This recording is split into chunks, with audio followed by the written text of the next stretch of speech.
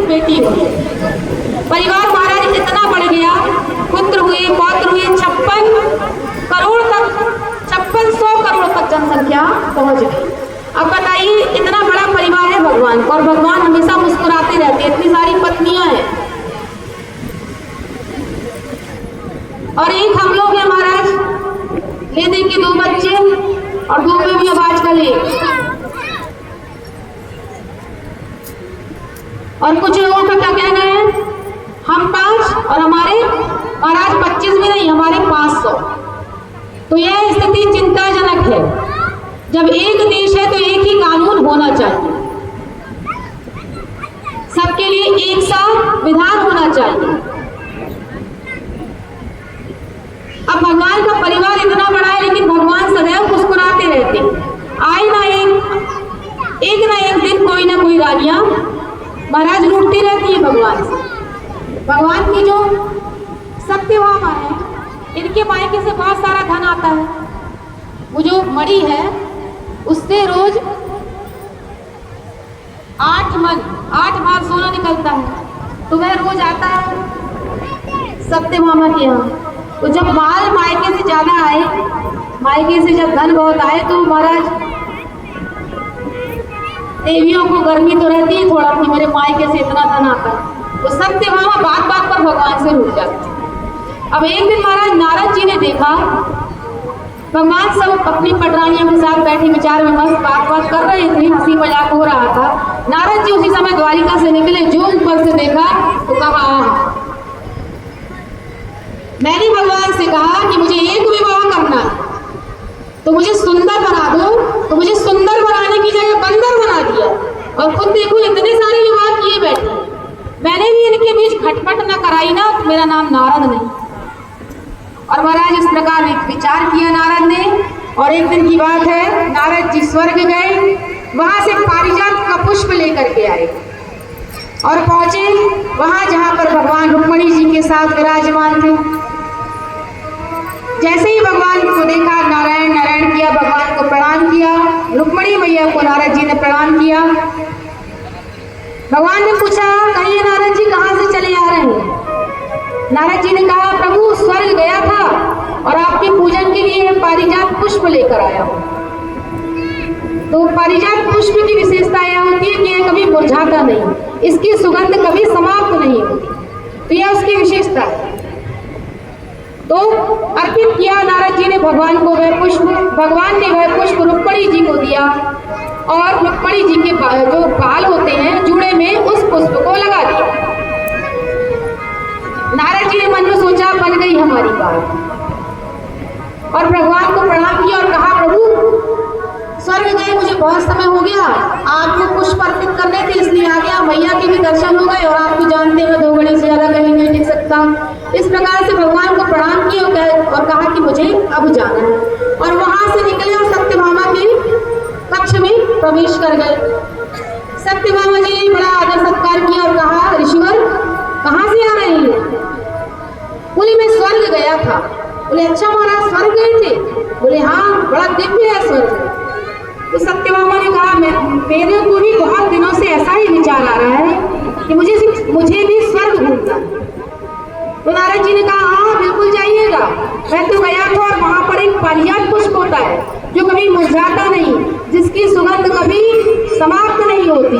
बोले अच्छा महाराज, तो हमको वो पुष्प दिखाइए। बोले क्या? बोले देवी जी मैं लाया तो आप ही के लिए था और आप ही को देने गया था, मुझे लगा आप ही वहाँ विराजमान होंगी, लेकिन वहाँ तो रुक्मिणी जी विराजमान थी, तो मैंने प्रभु को दिया।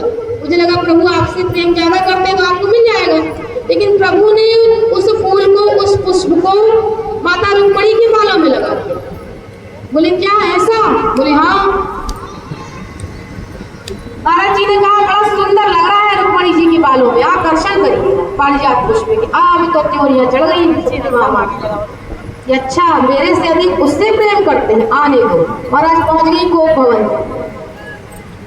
भगवान पहुंचे और पूछे क्या हुआ? सत्यभामा ने कहा, बात मत करो मेरे से, इतना दिव्य पुष्प ऋषिवर लाए थे, अगर मुझसे प्रेम करते वो मेरे लिए ही लाए, तो मुझे ला कर देते। भगवान ने कहा, अरे मेरा बावरी सुन तो।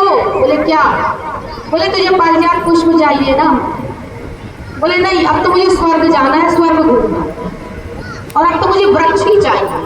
तो बोले ठीक है, मैं तुझे वृक्ष ला कर दूंगा। वो बड़ी रानी है, इसलिए उसको एक पुष्प दे करके बात बना ली। सीधा वृक्ष लेकर तुझे देता तो वो बड़ी रानी रूठ जाती, तो एक वृक्ष देकर उसको उसका मन बहला दिया कि तुम उसको एक फूल देकर प्रसन्न कर दिया। अब मैं तुमको स्वर्ग लेकर जरूर चलूंगा और तुम्हारे लिए पारिजात का वृक्ष ही हम लेकर आएंगे और तुम्हारे आंगन में उसको रोप देंगे।